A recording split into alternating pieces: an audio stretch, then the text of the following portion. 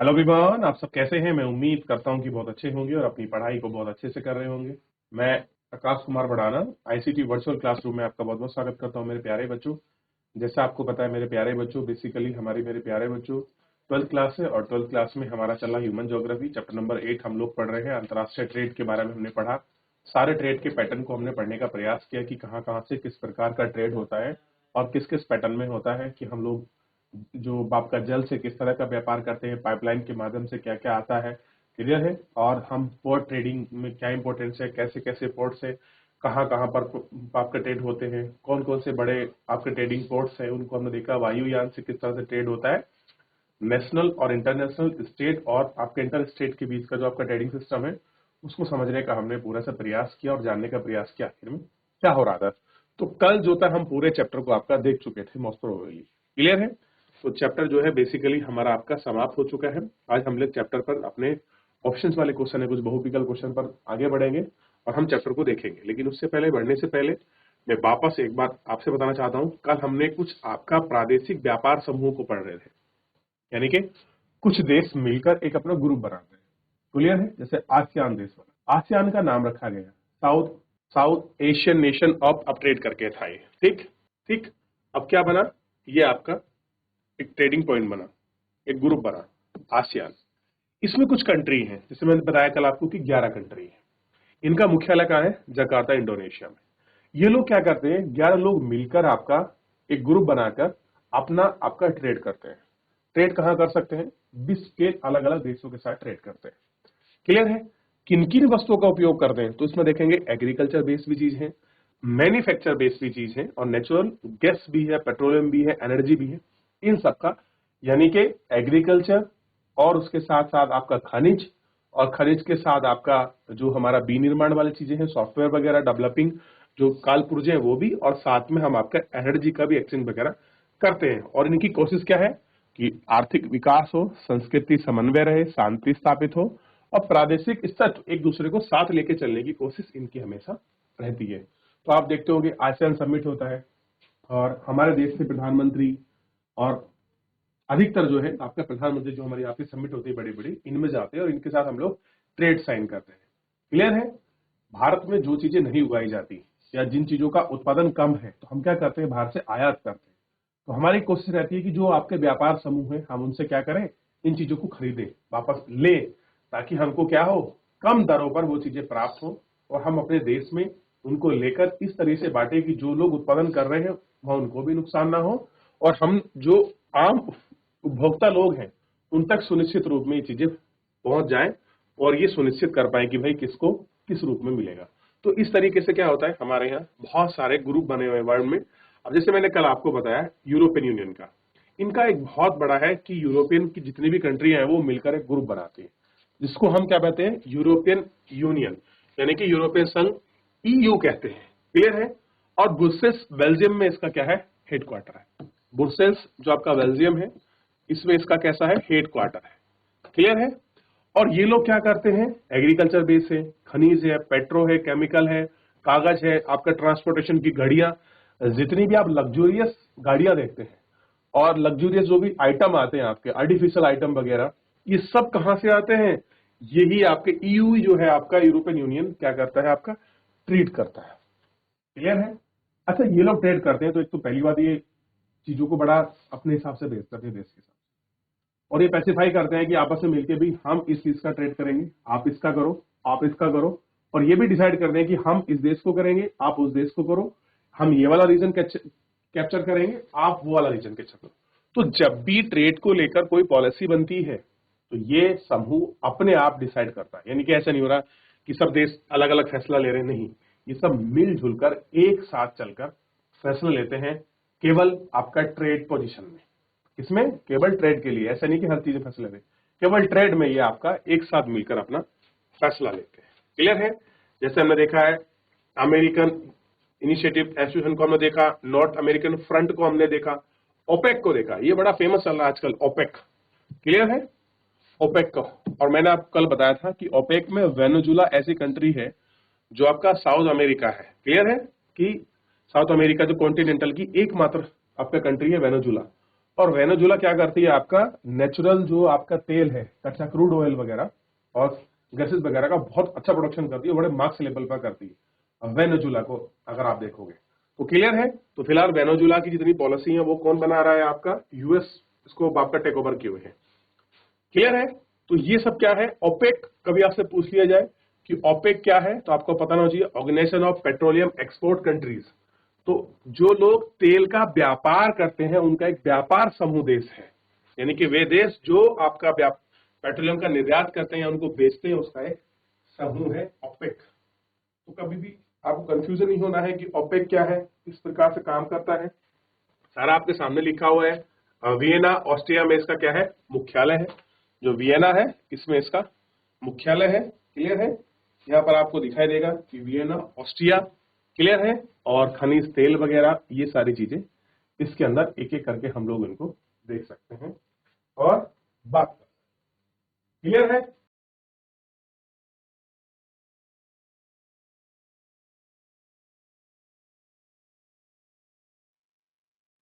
देख लिया, आगे बढ़ जाए। चलिए, ध्यान रहेगा इतना, ठीक है। और साफ्टा भी ध्यान रखिए, बड़ा इंपॉर्टेंट है साफ्टा। ये क्या है, south Asian free trade agreement है और भारत के जो भी पड़ोसी देश है वो शामिल किया है। पर ध्यान रखना, चीन इसमें नहीं है।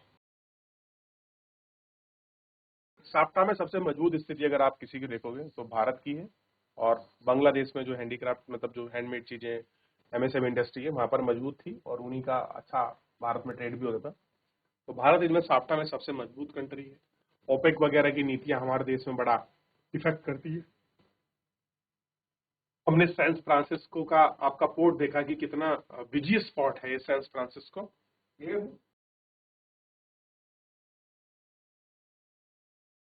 पढ़ जाए तो इतना बाबू क्लियर हो गया। अब देखिए, ये कुछ यूनिक चीजें थी हमने कल पढ़ ली थी, अब हम इसके क्वेश्चन आंसर पर पढ़ते हैं। एमसीक्यू है। तो देखिए, ऐसा क्वेश्चन अक्सर हमारी बोर्ड परीक्षा में 1 नंबर का क्वेश्चन मिल जाता है।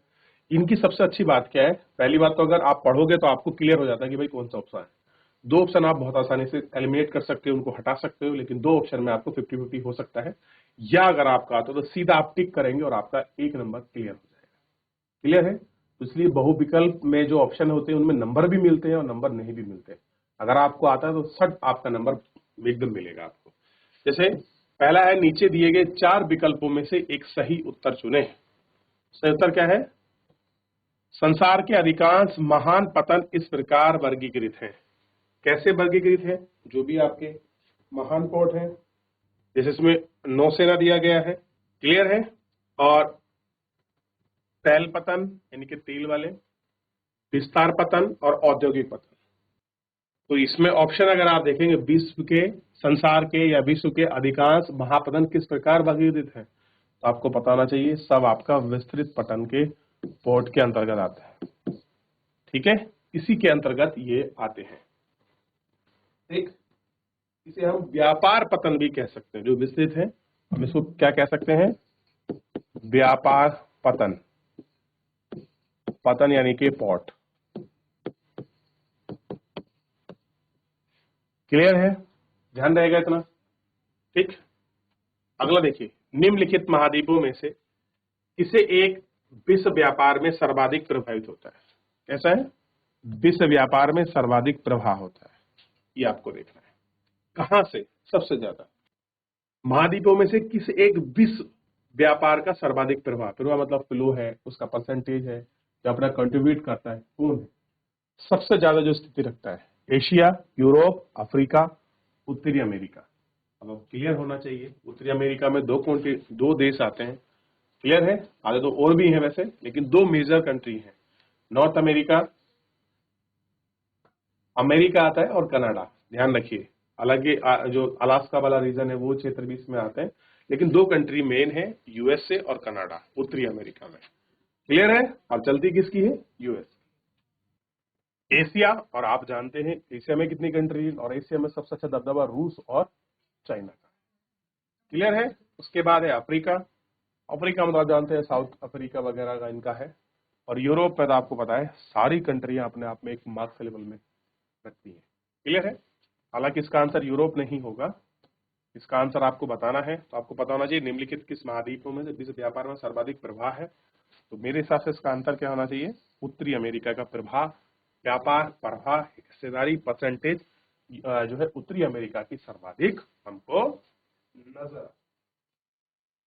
क्लियर है, देख लिया। चलिए अब हम अगले क्वेश्चन पर आ रहे हैं। अगला क्वेश्चन है दक्षिणी अमेरिकी राष्ट्रों में से कौन सा एक राष्ट्र ओपेक का सदस्य है। अब देखिए अभी मैंने आपको समझाया और हूबहू आपको आंसर मिल गया। क्यों, क्योंकि वो सबसे अलग है, इसलिए मैं आपसे मैंने पूछा, आपको बताया कि ओपेक का मेंबर कौन है। अब आपको क्लियर होना चाहिए जो ब्राजील है, चिली है, पेरू है, अर्जेंटीना है, उरुग्वे है, ठीक, बोलीविया वगैरह, ये सब क्या है, ये दक्षिणी अमेरिका की जो कॉन्टिनेंटल है, जो महाद्वीप है, उसकी कंट्रियां हैं। आप जानते हैं एकमात्र ऐसा देश है जो ओपेक का मेंबर है, अभी अभी हम पीछे पढ़ रहे थे, वेनेजुला। अच्छा मुझे बताइए, अगर मैं आपसे पूछ लूं ओपेक का मुख्यालय कहाँ है, अगर इस क्वेश्चन को कट करके मैं इसकी जगह एक क्वेश्चन ऐड करूं कि ओपेक का मुख्यालय कहाँ है, तो बताइए कहाँ बताएंगे आप ओपेक का। देख लिया, चलिए शाबाश। अब ओपेक का मेंबर मैंने आपसे पूछा है, तो अभी पढ़ रहे थे हम ऑस्ट्रिया का जो वियना है। देखिए ये तो बताया था मैंने, ऑस्ट्रिया का वियना, यही क्वेश्चन सेम है। तो आप अगर ऐसे भी इतना टाइम लेंगे तो बड़ा प्रॉब्लम होने वाला है। क्लियर है, आगे बढ़े। निम्नलिखित व्यापार समूह में से भारत किसका एक सह सदस्य है। हाँ अब है ना क्वेश्चन, सह सदस्य का मतलब जानते हैं, भारत उसका मेंबर कंट्री है, कुल मिला के बात ये। अब आपको देखना है, अभी हमने पढ़ा है कि किसका भारत मेंबर कंट्री है कि नहीं। क्लियर है। और अभी आप कहेंगे सर आप तो बोल रहे, आप चलो मैं बाद में बताऊंगा, पहले आप इसको करिए। देखिए कौन सा होगा, साफ्टा का होगा, आसियान का होगा, ओसीडी का होगा, या ओपेक का होगा, ये आपको बताना है कि भारत किसका एक सह सदस्य देश है। चलिए आपको पता है कि कंफर्म है भारत एक ही का मेंबर है, उसका नाम है साफ्टा। साफ्टा कहेंगे सर कुछ आंसर थोड़ा सा मॉडिफाई कीजिए, मतलब अच्छे से क्लियर करिए। तो अभी हम ये देख रहे थे, बताइए ये है साफ्टा, तो मात्र साफ्टा में ही भारत को एक मेंबर कंट्री है। तो ना तो ओपेक में भारत का नाम है, ना तो नाफ्टा में भारत का नाम है, ना तो आपका लिया में नाम है, ना तो यूरे नाम है, ना सीएमएसआ में नाम है, ना आसियान में नाम है। तो भारत इनका भागीदार देश हो सकता है, लेकिन इनका जो है मेंबर नहीं है। क्लियर है, ये आप क्लियर होना चाहिए। मेंबर वो किसका है, केवल साफ्टा का, south Asian free trade agreement का। ठीक है, और ध्यान रखिए क्वेश्चन ये भी आ सकता है कि फ्री जो साफ्टा में निम्नलिखित में से कौन सा देश साफ्टा का मेंबर नहीं है। तो मैंने आपको बताया चाइना साफ्टा का मेंबर नहीं है, ये आपको क्लियर करना चाहिए। ठीक है, आगे बढ़े। तो निम्नलिखित प्रश्नों के 30 शब्दों में उत्तर दीजिए। ऐसे क्वेश्चन 2 नंबर के अक्सर हमको मिलते हैं। क्लियर है। तो आपको पता चाहिए विश्व व्यापार संगठन का आधारभूत कार्य कौन से हैं। तो क्या बताना है, विश्व व्यापार संगठन के आधारभूत कार्य कौन से हैं। तो मैं नहीं बताऊंगा, आपको लिखना है, मैं आपको बताऊंगा किस तरीके से आप उसको फॉर्मेट करेंगे। पहले आप खुद लिख के दिखाइए। सबसे पहले आप देखिए डब्ल्यूटीओ क्या था, गेट था। किसके बारे में पूछ रहा है आपसे, ये डब्ल्यूटीओ के बारे में, वर्ल्ड ट्रेड ऑर्गेनाइजेशन। और पहले क्या था, गेट, GATT, ये था पहले। क्लियर है, ठीक। और कैसे ये बाद में आपका WTO बना, ठीक है ना, मैं आपको ये भी बताऊंगा। तो स्टार्टिंग कहां से होती है, इस तरीके से, फिर कहां आता है, यहां पर पहुंच जाता है WTO, वर्ल्ड ट्रेड ऑर्गेनाइजेशन। इसका काम क्या है, तो मेन क्या है, आधारभूत कार्य, यानी कि काम क्या करता है, या हमें इसकी जरूरत ही क्यों पड़ी। ऐसे भी तो कुछ समझा है कि हम ऐसा कह सकते हैं कि हमें WTO की जरूरत क्यों महसूस हुई। मैं तो कार्य पूछ रहा है कि जरूरत क्यों महसूस हुई, ऐसा तो क्वेश्चन आ सकता है, जरूर थोड़ी ना कि यही क्वेश्चन। तो अगर हम उसका बाइलैंगल देख लेंगे तो हमको आंसर क्लियर है। क्लियर है।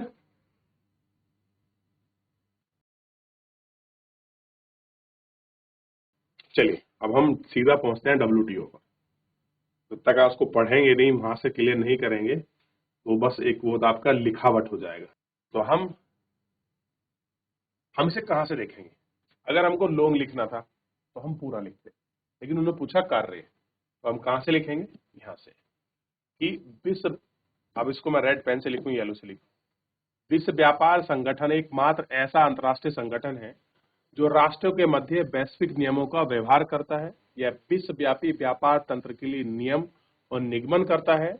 इसके सदस्य देशों के मध्य विवाद का निपटान करता है और विश्व में व्यापार, संचार और बैंकिंग जैसी सेवा तथा अन्य वैश्विक बौद्धिक संपदा के अधिकार के लिए कार्य सम्मिलित है। तो कहां से शुरू हुआ? यहां से आपको लिखना। तो ये इसका आंसर होगा। क्या होगा? आंसर होगा। ये आपको ध्यान रखना है। क्लियर है? लिखिए, यही आंसर करके लिखिए। दूसरी लैंग्वेज से बढ़िया कि हम अपनी लैंग्वेज में लिख लें। तो क्या लिखेंगे? WTO एकमात्र ऐसा संगठन है। अब मैं इसको नोट पर लिख के दिखाऊं, उससे अच्छा आप लिखिए ही लिखिए अपनी भाषा में। आप लिख सकते हैं WTO एकमात्र ऐसा संगठन है जो अंतर्राष्ट्रीय, या ऐसे कह सकते हैं जो अंतर्राष्ट्रीय स्तर पर व्यापार तंत्र के नियमों का निगमन करता है और सदस्य देशों के व्यापार हेतु विवाद में निपटान करता है। सदस्य हेतु व्यापार देशों के निपटान करता है और विश्व व्यापार संगठन दूरसंचार, बैंकिंग सुविधा जैसी सुविधा प्रदान करता है। ठीक, तथा इसकी स्थापना 1994 में हुई। ठीक, कब? 1994 में। तो आप अगर ऐसा रेफरेंस भी गिर देंगे तो 2 के 2 नंबर पक्के। क्लियर है? कैसे हो जाएंगे? 2 के 2 नंबर आपके अच्छे से पक्के हो। चलिए कॉपी कर लीजिए। आप बोलेंगे सर लिखना है तो लिख भी सकते। देख लिया? आगे बढ़ जाए। चलिए, देख लिया आपने, अगले क्वेश्चन पर बढ़ जाते हैं। आप देखिए कितना अच्छा क्वेश्चन पूछा है। ऋणात्मक यानी कि निगेटिव, निगेटिव का मतलब माइनस, भुगतान संतुलन का होना किस देश के लिए क्यों हानिकारक है? अगर आपका बैलेंस ऑफ पेमेंट निगेटिव है तो इसका मतलब क्या है, पहले आप ही समझिए। हानिकारक क्यों है वो तो समझेंगे ही, लेकिन मैं आपसे पूछ रहा हूं कि अगर आपका बैलेंस ऑफ पेमेंट, पहले आपको बैलेंस ऑफ पेमेंट पता हो, फिर बैलेंस ऑफ पेमेंट क्लियर होगा तो आपको निगेटिव पॉजिटिव पता होगा, तो पॉजिटिव पता होगा तो आपको पॉजिटिव के एक्सपेक्ट पता होंगे, और निगेटिव है तो आपको निगेटिव के एक्सपेक्ट भी पता होगा। अंडरस्टैंड? तो आपको क्लियर होगा आई होप बहुत अच्छे से। तो देखिए, सबसे पहले क्या है? भुगतान संतुलन, बैलेंस ऑफ पेमेंट। हम क्या करते हैं? हम किसी देश के साथ आयात और निर्यात दोनों करते हैं। क्लियर है?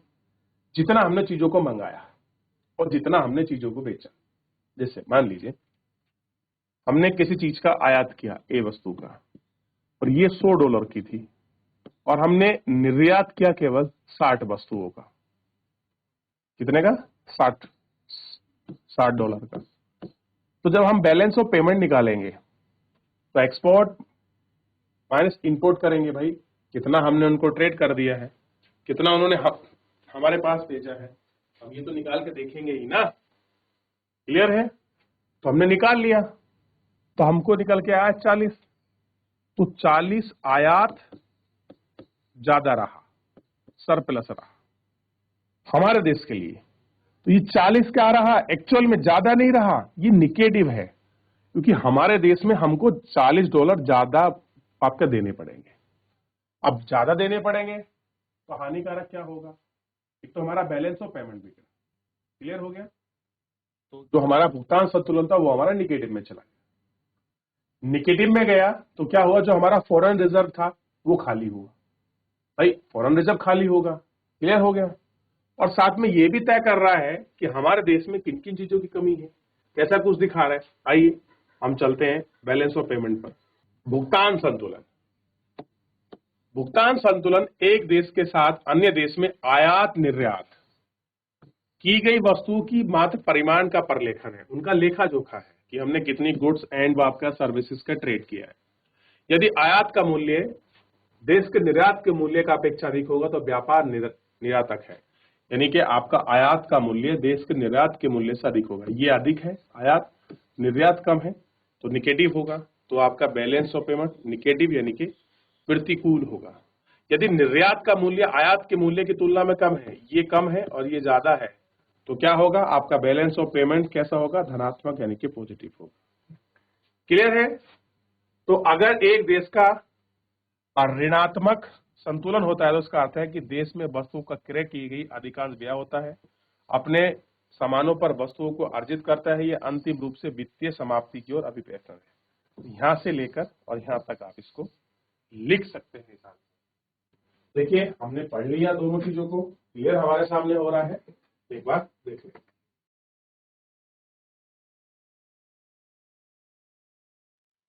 आगे बढ़ जाए, देख लिया? तो मेरे प्यारे बच्चों, इस तरीके से आपने बहुत सारे क्वेश्चंस को, ऑप्शंस को, चीजों को रिवीजन कर लिया होगा। आई होप कि चीजें आपको कुछ नई भी मिली हो और आपको उनका महत्व समझाओगे, इसलिए इंपॉर्टेंट है।